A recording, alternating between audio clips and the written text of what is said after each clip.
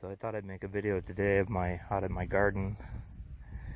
And this summer I've been trying to get my irrigation program working better. And I got some weeds in the headlands here.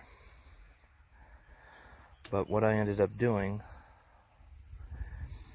is I buried a 2-inch PVC pipe, and then every 60 inches I have a 2-inch T, and I reduced that down to 3/4 inch thread because I suspect somebody, not me of course, will back over that with a tractor. So if that happens, then I can just unthread that piece that's broken and fashion a new one, thread it in, and be more careful next time. And I have 10 of those all across there, and I'm using the T-tape, and I'm not watering right now because I'm building up some water volume. And for winter time, I put this clean out plug here so that I can drain the system down and hopefully it won't freeze. I plan on probably putting a valve there, but for the time being I just got a clean out cap. And the 2-inch PVC I buried so I can drive over it with my tractor, and it comes along here, and I've been trying to get this raked in so it's not going to catch the weeds. And ultimately it comes over here to these 2 IBC totes, and I just have them, you can see here it disappears. I got to backfill that yet. And I just joined them, and so I've got a valve here, and so I can valve off the garden. And over here, so basically these tanks are joined together, so it's one big tank.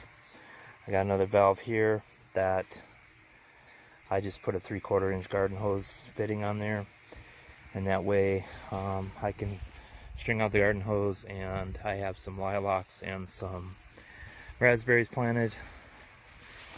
So I've got the vent on one tank, so gotta have a place for the air to enter and escape. And I have, can't really see it, but I showed it in a previous video. I have a 1-inch poly pipe that I bought, and I basically ran it all along the fence line all the way down to where my well is. And to tie in the tanks, I just used 1.25 inch PVC with some long sweep 90s, and I just go right into the top of this IBC tote. And as you can see, I am moving quite a bit of water. So the next part of this video is going to be my sand point and pumping arrangement, so stay tuned. So a few years ago I decided to see if I could get some water out of the ground out here, and I drove in a sand point, well point, whatever you want to call it. And for a lot of years I had the sand point, which is 3 feet long, and a 5-inch, 1.25 inch galvanized nipple, 5 foot, excuse me, 1.25 inch galvanized nipple connecting to the sand point, and I didn't use a check valve below ground. I actually had a check valve where it comes out of the ground. And that sand point clogged up, so I don't know if I'm in clay yet or what the story is, but I ended up having to replace the sand point, which isn't a big deal because it's not that deep. I just used my tractor's 3-point, pulled it right out of the ground in about 10 minutes. And this time I put a new sand point in, and I put 1.25 inch brass check valve. Basically, instead of a coupler, I put that brass check valve between the sand point and the 5-foot galvanized nipple. And I was back in business, but I did notice that I was still seeing a bubble here or there through this poly tubing. I guess it's vinyl anyway. So I ended up putting another 3-foot piece on, and then I used the post pounder to drive it in, and I probably went another 18 inches deep, and it is completely solid column of water now. And there's the end of that, other end of that black poly pipe. And for a long time I used this old well pump that somebody gave me, kind of a pack rat. It worked okay, but there's a reason why people give you something. So I have another video that shows my bulletproof indestructible Harbor Freight pump, and it works perfectly well. I probably run it on a 3rd throttle, and I can get all the water I want out of it. The problem is that it's got a small gas tank on it, so my property is 6 miles from where I live, which isn't very far, of course, but you know, I have to come out, put gas in it, start it, probably run for an hour and a half. So it was working fine, but it's time to make things better. So when I used the old shallow well pump, I would just plug it into my Champion 4,000 watt generator that I bought for ice storms. Got another video on that. And that gave me a lot of fuel capacity. This thing will run for, I don't know, 10 or 12 hours. But that's actually too much. I don't want those tanks running over if, you know, I don't need them to. So it worked, but I still had to come out, you know, maybe in 3 hours and shut the thing down. So I'm not, you know, just running water for no reason. So fast forward to today, I just got done putting in the Harbor Freight 100 watt panel system, and these are kind of hard to come by, which leads me to believe that people want them, and they seem to be good quality. And this is my first dealing at all with any kind of solar stuff. And I gotta say, the quality is really good. You know, you would maybe, each panel has these little kickstands on here, and I think long term, I'm not sure if I'll leave this out here all winter or if I'll just take it all back and put it in storage. But these little kickstands, they're 3/16 steel and they're plated, and the panels actually got a decent amount of weight to them. The cabling, I mean, it's not, you know, just flimsy made in China cable that you would expect. It's really good quality. And here's the charge controller that came with the panel kit. And like I mentioned, I just set all this up about 20 minutes ago, and I bought this what is it, 122 amp hour battery at Wally World, and I did have it on the charger overnight, or not overnight, but just for a few hours last night. And so my charge controller is charging the battery, which in turn goes to that Jupiter power inverter to make 120 volts for my pump.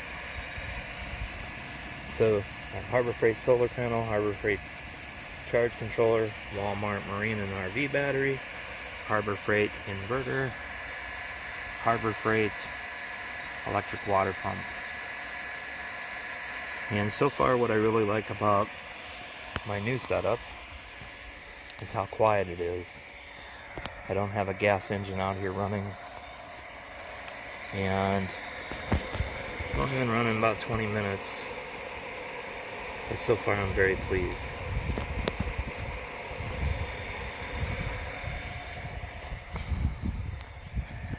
I don't know how it is where you live, but around here we haven't had more than a ½ inch of rain in basically all summer.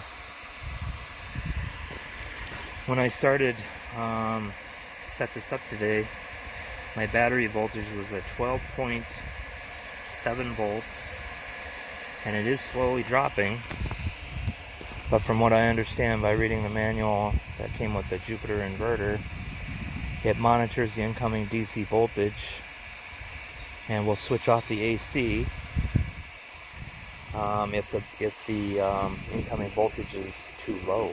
So from what I can tell so far, I think this is a walk away. I can just walk away and the inverter is going to drain the battery to operate the pump, and when the incoming voltage gets too low, the inverter will switch off the 120 volts.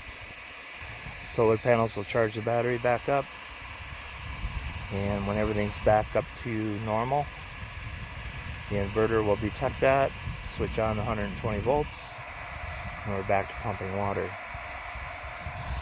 The other thing I plan on doing up at the tank, I guess I can't really see it from where my car is parked, but I plan on putting some kind of valve on there so that when the water tanks are full, it's going to close the valve, and then somewhere on my pump system here I'm going to put a pressure switch, you know, like you would see on any well pump, and when the valve up at the tank closes, pressure will build up, pressure switch will detect that, and I will shut off the AC to the pump once again, so I'm just not, you know, running water out onto the ground. I don't really worry about running out of water. This year has been so dry, and I did have to put, you know, maybe another 18 inches in, and I got some more room to drive this in farther if I want, but that's a heck of a lot of work. It's really humid here today. You can see that the poly pipe, the pump, is sweating like crazy. So I'm getting a good steady supply of groundwater. So I think with gardening, at least around here anyway, it's all about irrigation. And I do put water-soluble fertilizer in